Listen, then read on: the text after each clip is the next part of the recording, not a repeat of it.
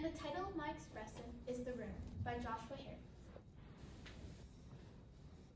In that place between wakefulness and dreams, I found myself in the room. There were no distinguishing features, save for the one wall covered with small index card files.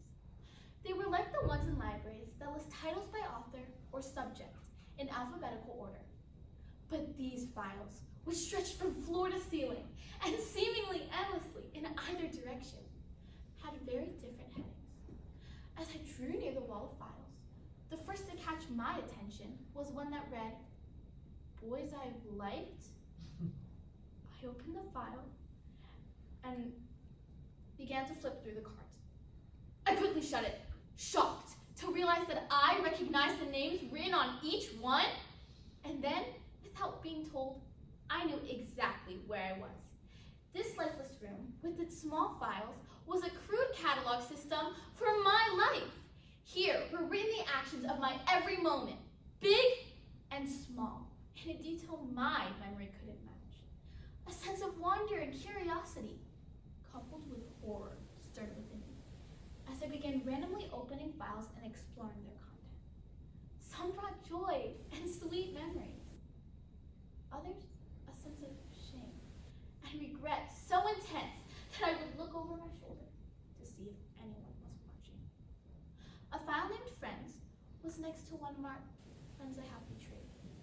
The titles ranged from the mundane to the outright weird. Lies I've told, books I've read, comfort I've given, jokes I have laughed at. Some were almost hilarious in their exactness. Things I've yelled at my sisters. Others, I couldn't laugh at. Things I've done in my anger. Things I've muttered under my breath at my parents. I never ceased to be surprised by the contents. Often, there were many more cards than I expected. Sometimes fewer than I hoped. I was overwhelmed by the sheer volume of the life I'd lived. Could it be possible that I had the time, in my 14 years, to write each of these thousands or even millions of cards? But each card confirmed this truth. Each was written in my own handwriting, each signed with my signature. When I opened the file marked Songs I Listened to, I realized that the files grew to contain their contents. The cards were packed tightly, and yet after 2 or 3 yards, I still hadn't found the end of the file. I shut it. Shame. Not so much by the quality of music, but more by the vast amount of time I knew that file represented. When I came to a file marked Lustful Thoughts, I felt a chill run through my body. I opened the file only an inch, not willing to test its size, and drew out a card. I shuddered at its detailed content. I felt sick that such a moment had been recorded. An almost animal rage broke on me. One thought dominated my mind. No one must ever see these cards. No one must ever see this room. I must destroy them. In an insane frenzy, I yanked the file out. Its size didn't matter now. I had to empty it and burn the cards. But as I took it on one end and began pounding it on the floor, I couldn't dislodge a single card. I became desperate and pulled out a card, only to find it as strong as steel when I tried to tear it. Defeated and utterly helpless, I returned the file to its slot. Leaning my forehead against the wall, I let out a long, self-pitying sigh. And then, I saw it. The title bore, People I Have Shared the Gospel With.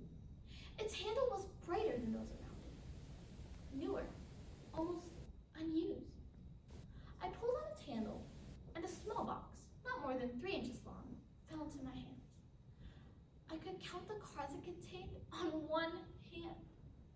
And then the tears came. I began to weep, sobs so deep that the hurt started in my stomach and shook through me. I fell on my knees and cried.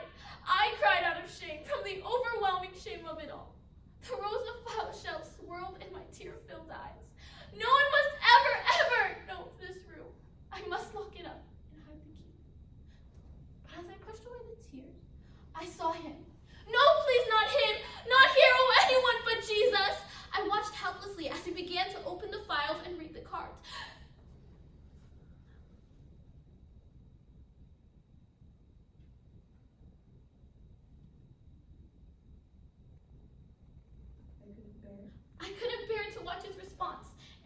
moments I could bring myself to see his face, I saw a sorrow deeper than my own. He seemed to intuitively go to the worst boxes. Why did he have to read every one? Finally, he looked at me from across the room. He looked at me with pity in his eyes. But this was a pity that didn't anger me. I dropped my head, covered my face with my hands, and began to cry again. He walked over to my side and put his arm around me. He could have said so many things, but he didn't say a word. He just cried with me. Then he got up, walked back to the wall of files, and starting at one end of the room, took out a file, and one by one began to sign his name over mine on each card. "No!" I shouted, rushing to him. All I could find to say was no, no, as I took the card from him. His name shouldn't be on these cards, but there it was, written in red, so rich, so dark, so alive. The name of Jesus covered mine. It was written with his blood. He gently took the card, smiled a sad smile, and began to sign the card. I don't think I'll ever understand how he did it so quickly, but in the next instant, it seemed I heard him close the last file and walk back to my side. He led me out of the room. There was no lock on its door. There were still cards to be written. He placed his hand on my shoulder and said, "It is finished."